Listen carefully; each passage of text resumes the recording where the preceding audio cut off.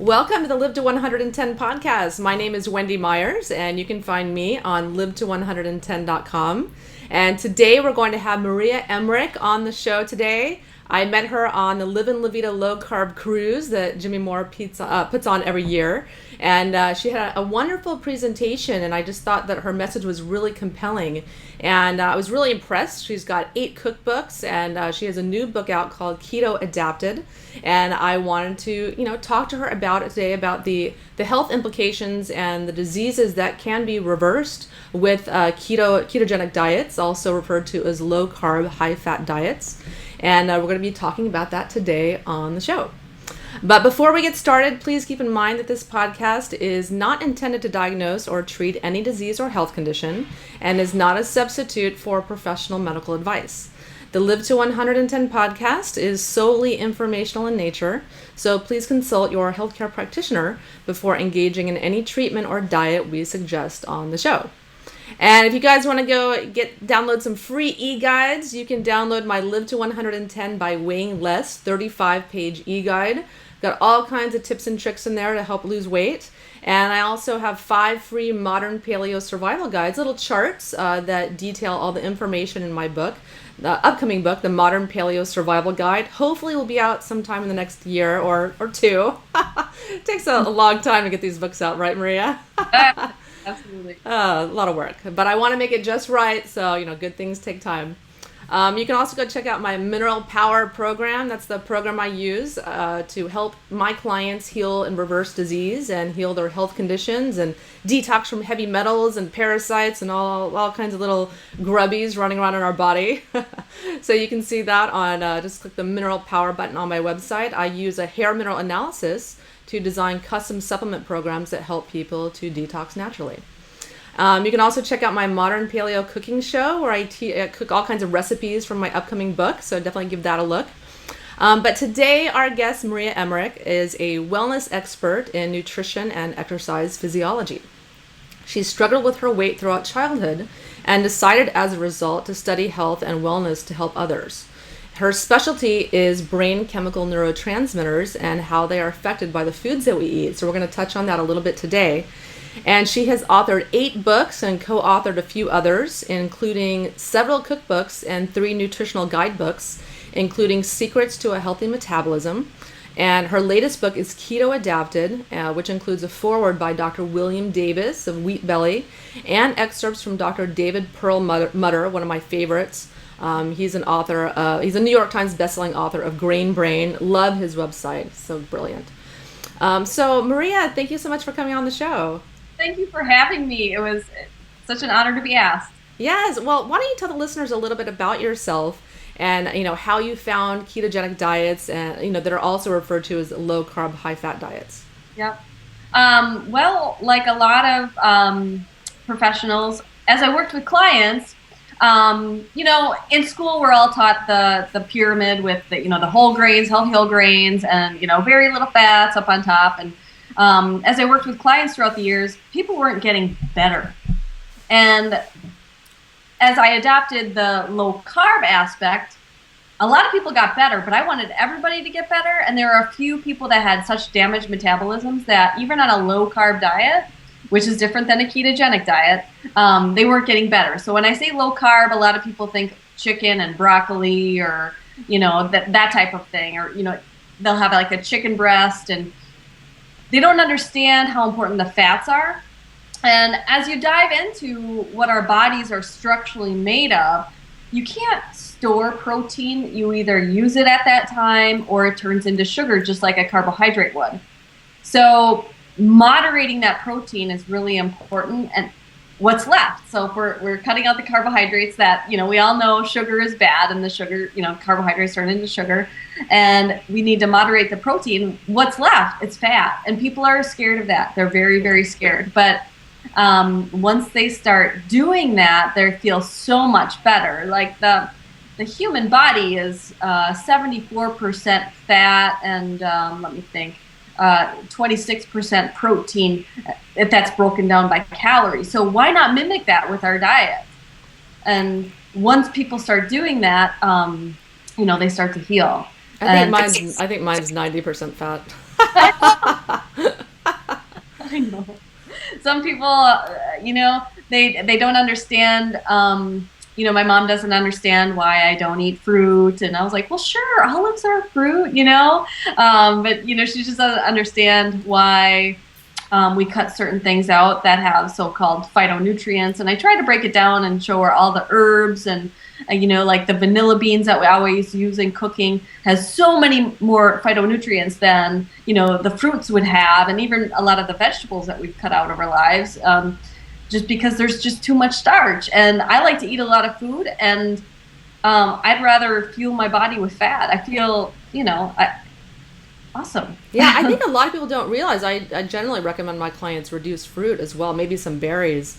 But people don't realize they don't have as much nutrition as we think. They've been so hybridized. They're grown with the NPK fertilizers, and they don't have nearly as much nutrients. And they have a lot more sugar. They're bred to have a ton of sugar. I've talked to some zookeepers that even the animals, granted they're not in their natural environment, so they're moving a lot, but they cannot give them their natural diet because even like an apple now has been bred to have more sugar in it than what an apple in their main food times would be. So yeah, I mean the apples 200 years ago they were disgusting. They were sour and they were really tiny. Yeah. And they have like apples growing wild in China that I've heard of, these apples they're that big.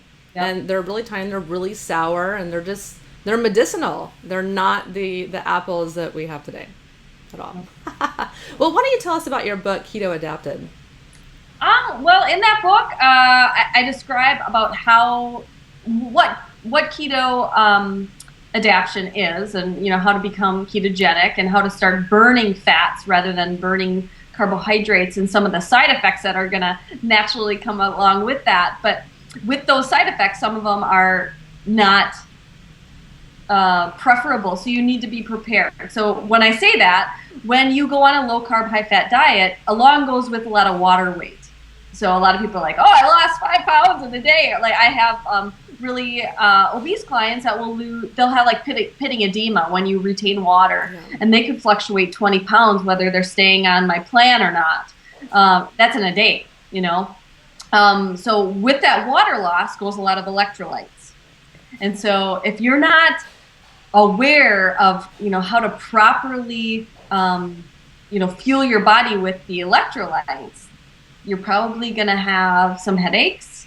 You're going to be low in energy. And that's the whole low carb flu that, the first week is awful, you have the flu. You don't have to go through that. Yeah. So you just need to educate yourself how not to. And it makes the whole transition so much easier. And in the book, I also include different like supplements, such as like L-glutamine really helps with those carbohydrate cravings that people are suffering from, or magnesium helps with like chocolate cravings, and different tips like that to make it easier to get keto adapted. Because I love food, I'll always love food. But to get to the point where you love this type of food, you have to go through it's basically a withdrawal symptom that, when you're addicted to those carbohydrates and breads and those phytates, you need to, get your body out, you detox, right? Yeah. So that's kind of what I tried to do, is help. It's a planning guide on how to do it properly so you don't suffer through those symptoms that most people are familiar with the low carb diets. Yeah, I experimented with the low carb diet when I first, was learning about nutrition and trying out different things. And I read Dr. Eric Westman's book, the New Atkins, New You. And it was a great book, really informative. And I went low carb, and I developed the low carb flu after about 3 weeks. So I thought, oh, well, maybe this is just not for me. It's just not right for me. Hello, we have a visitor. Winter, Mom is working right now. This is my daughter, Winter. Hi, Winter. Yes. Hello, Winter. How are you? Hello. Hi. Yeah. So basically, I developed the low carb flu, and I thought, wow, this is just it's not working for me. I thought I didn't feel right, and I just thought maybe this is just not right for my body, or what have you. I guess I didn't read far enough into the book about where he details the low carb flu. Yeah, adding in the salt because, you're not retaining the salt like you would with carbohydrates and Yeah. Yeah, and so, but I have not tried it since. Just me personally, I just love my carbs too much. But I do think it has a lot of amazing healthful benefits. I do think it's the right choice for many people. So I wanted to talk about that as far as like what kind of health conditions do you think it's right for? I know it's wonderful for cancer, for autoimmune. Why don't we talk a little bit about that, about how people can specifically heal their health conditions? for sure. And that is a chapter of like the benefits of keto adaptation. Then you can find out, if you have candida, if you have cancer, if you have autoimmune disorders, and how to heal these certain things. I'll start with autoimmune. So we all know that sugar is very inflammatory to the gut, and with autoimmune disorders, there's a lot of gut damage going on, and that's the autoimmune response to what you're eating and things like that. So what I find interesting is only I think it was 16% of celiacs truly heal, even though they're cutting out gluten. And the reason that is a lot of the gluten-free foods out there are made with rice flour. And if you break down the nutrients, rice flour has about 100 more calories per cup than white flour, and that has about 50 more carbohydrates per cup. So even though you're not getting the autoimmune response, you're getting a lot of inflammation because of the sugar that it turns into when you consume that. So cutting out, first of all, the carbohydrates is going to help. And again, when you cut the carbohydrates, a lot of people do the high protein, and that, again, you can only use so much protein at a time. Whatever you overdo is going to turn into sugar, also inflaming the gut. I think a lot of people don't realize that. Yeah. So when we do the ketogenic diet, we're going to heal the gut with an anti-inflammatory type diet. And again, I would recommend, like aloe and different things to help heal the gut lining. So, it can calm that autoimmune response along with some other things. But, and that leads to cancer. Insulin is a growth factor. And when you keep that insulin elevated, we're finding that that's causing the cancer to grow. I get pictures of people's their cancer shrinking by these millimeters. Like, oh my gosh, this is wonderful. But again, too much protein, too many carbohydrates, that's going to cause that insulin growth factor to increase, and we need that ketogenic effect to take place. And that's the diet most people are eating. Yes. Yeah. Yes. Mm-hmm. Too much meat and too many carbs. It is, yeah, and because it's easy, it takes time and planning to eat this way. But once you get in a routine, it's really, really easy. And I really like it because you don't have to go to the grocery store so much, and I don't know, I love it. But. So one of your favorite subjects is neurotransmitters. How does the ketogenic diet help enhance neurotransmitters and brain function and things like that? Yeah, well, I guess when I was a teenager, I think a lot of people, they deal with depression or, I see it a lot in my office. And this was something that really puzzled me, is that everyone that came to me, maybe they weren't totally full-blown depressed on medication yet, but I would say about 75% of people were on medication. So it's just really frustrating. And that happened to me. My husband lost his job. This was quite a long time ago. And I went to my doctor that I had at the time. And, I was crying. I think he lost his job the day before. And she's like, do you want to go on an antidepressant? And I was like, no. Why don't she say, let's check your vitamin D level. Let's see, are you taking any fish oil? Are you taking probiotics like bifidobacteria? How's your gut health? And now we know that our gut health is the main thing that drives neurotransmitters. We used to think that they all were built in the brain, but we now know the nervous system runs from the gut to the brain, so that what's going on in the gut is huge. If you have like chronic diarrhea or constipation, all of these things, if you have low moods, the first thing I would recommend is a good gut bacteria. And not not Activia or, those that you find it should be refrigerated, get a good quality one. That's like the best tip I would ever give any, my kids even take this. It's, 70% of your immune system's in your gut. But along with that, our brain is over 70% fat, along with our cells. I was referring to that. Why not mimic that with diet? Happy cells are fueled by fat. And the mitochondria, that's where our powerhouse energy part of our cells are. They prefer fats for energy. They prefer the ketones, bodies, to produce energy. And that's why it is so awesome for cancer, because the mitochondria. But also, that's where our energy comes from. And, energized cells, happy cells.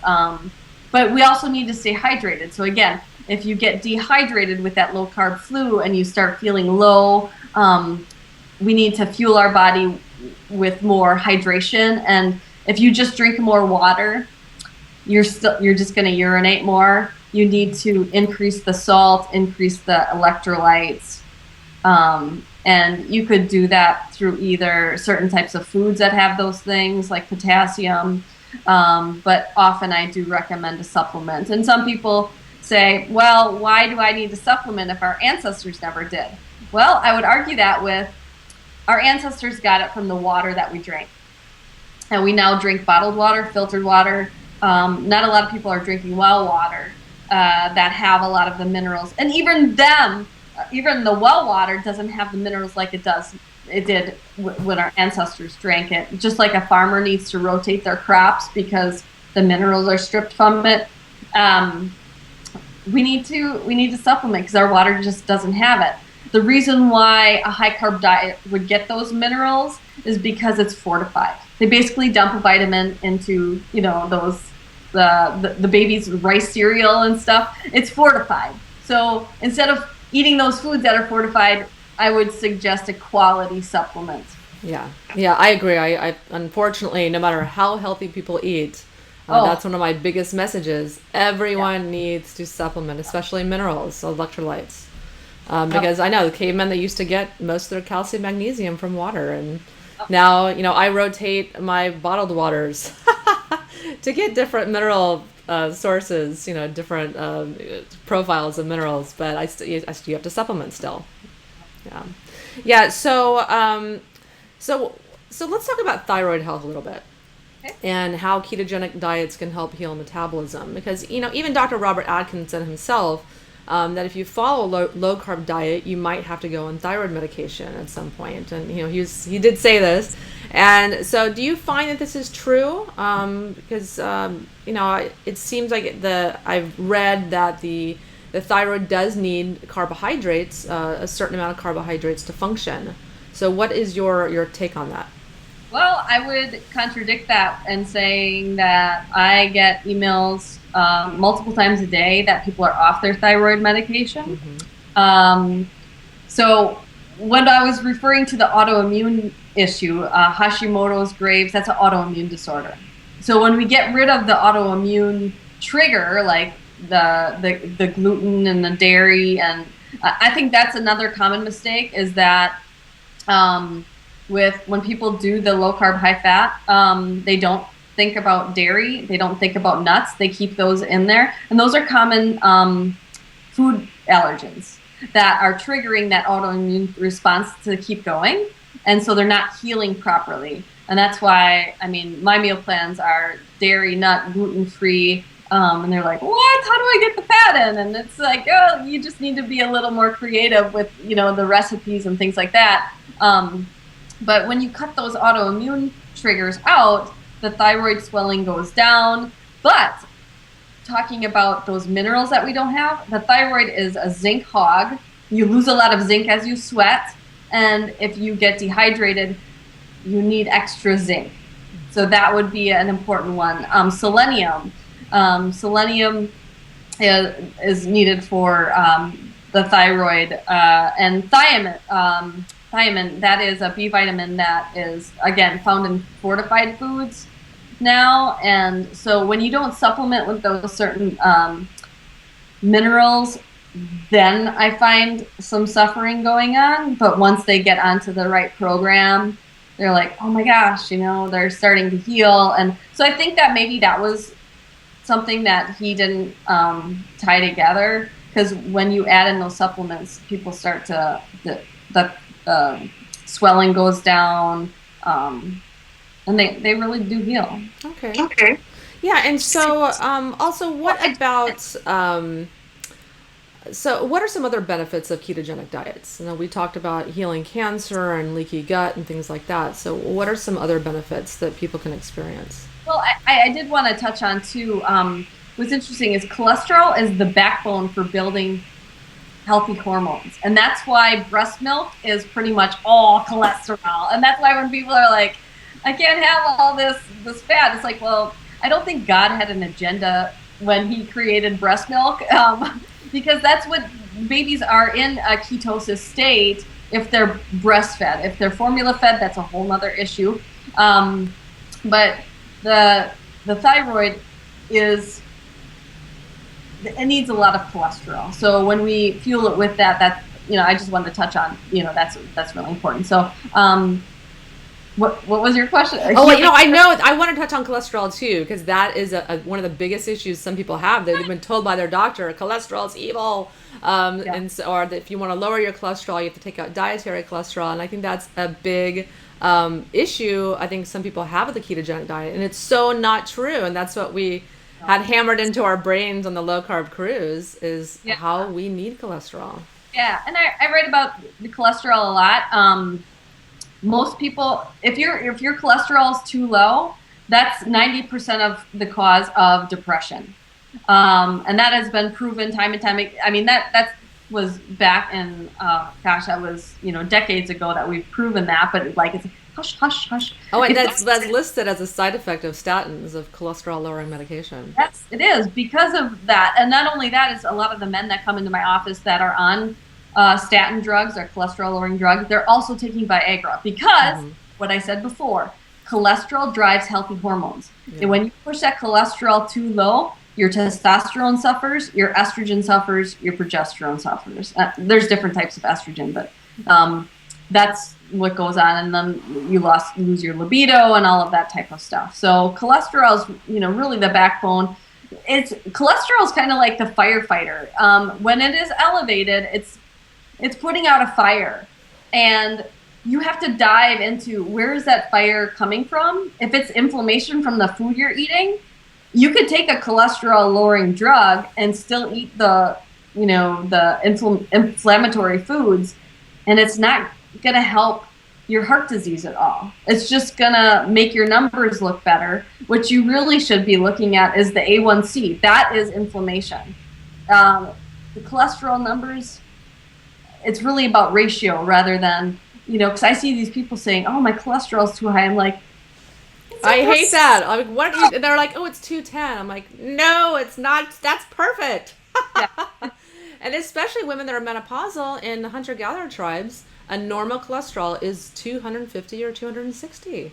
Again, the reason why that's rising is because your progesterone lowers, because your ovaries are no longer pushing those out. And when what cholesterol is doing is feeding out more and more. It's rising because it wants your ovaries to release progesterone, and it's not going to. It's not. So that's going to keep rising. Is it a bad thing? No, it's not.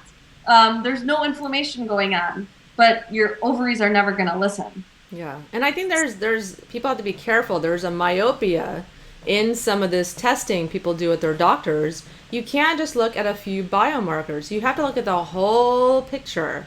Yep. The diet, the lifestyle, the detoxification. High cholesterol is caused by low thyroid function, by infections in the body, gum disease. If you have infections or root canals in your mouth, you can have high cholesterol. There's so many things that can contribute to it, and you can't be looking to get that number under 200. That there's so many other negative side effects that can happen by taking a statin just to get that number under 200. It just doesn't make any sense. Yeah. So I have a question I like to ask all of my guests. What do you think is the most pressing health issue in the world today? Um, I guess I have a 5-year-old and a 3-year-old, and when I take them to places and I see what we're starting babies off eating. I'm not talking toddlers. I'm talking babies. I'm talking 1-year-olds. When we're feeding them French fries and cotton candy, and we're starting them off with that, it scares me because each generation seems to get worse. I don't. I guess that is my because I grew up with that food, and I'm not judging. I mean, I grew up eating Pop-Tarts for breakfast and cereal for bed night snack and all of this type of stuff. Yeah, and I love my parents, and I hate saying that because they didn't understand. Like my mom said that the magazines told us that you weren't progressive if you made homemade foods. You were progressive if you did the TV dinners, if you did, they really pushed that on her and on everybody. Home cooking was old fashioned. And the marketing of, Crisco being, don't use butter, use Crisco and all of this. And so I hate saying that my childhood was junk food because I love my parents and they tried their best. But knowledge is power. And I feel that if people would shut off the commercials, they would get to the real answers. Commercials and magazines, all of those articles are driven to make money. And you need to almost shut that stuff off. Thank goodness for TiVo. You can fast forward. Yeah. But I guess that marketing is very powerful, and we're succumbed to those messages. And I was too, even I would watch, a program at night, and I wouldn't even be hungry, but Pizza Hut pizza would come across the television and be like, wow, I'm hungry now, and I guess, I don't know if that really answered your question. No, it does. I mean, I know you feed your children. You had a slide in your presentation where you're feeding your 3-year-old meatloaf cupcake with guacamole icing. Yep. I have yet to try that with my 4-year-old. Well, I have one child that has a sweet tooth and one does not. So, I mean, I can't, say it works, that the cupcake works for everyone. But, but I do make, treats for the sweet tooth. But I just use, stevia and different things like that. But my other son, bless his heart, he loves meatloaf, and I did the meatloaf cupcake guacamole and then a cherry tomato on top, and he was just like, oh, this is the best. That's great. I wish my child ate like that. I'm working, some kids are really picky, so it's tough. But you have a cookbook for kids, don't you? Yeah, yep, because that they kind of fueled that. I wanted to, give you the tools to try to do this and make food look cute and make treats and make cupcakes and things like that they can enjoy and still be in that paleo type diet. Yeah. Well, tell us about some of your other cookbooks. You have 8 books. Well, actually, I have a sweet, a savory, and a kids book that I recently combined into a very large hardcover book. Because they used to be soft cover, and people were like, look at my book, it's, I use it so much, this hardcover is like really quality. And then I have a slow cooker book that was inspired also by once I had a newborn basically and a toddler and trying to balance work and everything like that. I kind of got into that. Just throw it in a pot. So that was really important, and so I just started taking pictures of the foods that we ate. I was like, here's some slow cooker ideas, and I was giving them to the clients. I was like, I need to put this into a book. But speaking of books, you're familiar with Jimmy Moore of the Low Carb Cruise. This morning we signed a contract with Victory Belt Publishing, the same book that did his Keto Clarity and Cholesterol Clarity and Practical Paleo and all those. We're going to do a keto cookbook together. So. Oh, fantastic! That's great. Really excited. Yeah, he's the low carb man. He's the king. Yeah, that's good. That's exciting because he just had his book Keto Clarity published. Actually, tomorrow, August 5th, is my birthday, and so he's thank you. Yeah, he's publishing his book tomorrow, and I'm going to help him promote that as well. But I think it's great. I think it's great work what you're doing and what Jimmy's doing, and it's because people's diet is right now 50% carbohydrates. It's way too much. And people need to reduce that. Yep. And I mean, seriously, like I love food, and that's why the whole cookbook thing was such a passion for me, is to give you the tools to make substitutions and be like, you like pizza? Make it this way. You like, let's just switch a few little things, and you keep those on hand, you'll be so successful. And yeah. Yeah, and everyone, I encourage you to go on Maria's website. She has, beautiful photographs of her food. Gorgeous. I was like salivating over them. Thank you. Yeah, and just see my first few pictures. Yeah. But they're beautiful now, so I definitely recommend if you're looking for some amazing low carb recipes. She's got millions of them literally on her website, and all her cookbooks and her new book Keto-Adapted. I definitely recommend going to take a look at her site. So why don't you tell the listeners a little bit how to find you and kind of if you have any upcoming events and what's going on with you right now. Well, you can find me on Facebook under Keto-Adapted, and my website, I have to think about this because I'm not a techie person at all, but it's mariamindbodyhealth.com.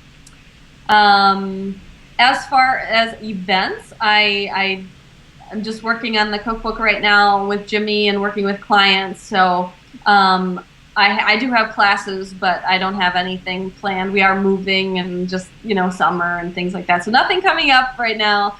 But I definitely post a lot of free information on the website and on Facebook, little tips and tricks and encouragements to stay on the plan. And I do have a forum, which you can find the link on my website. But that's where a lot of people go to, maybe do like a weekly check-in, a weekly weigh-in, or, it's not just about weight loss either. It's about how you're feeling, if you...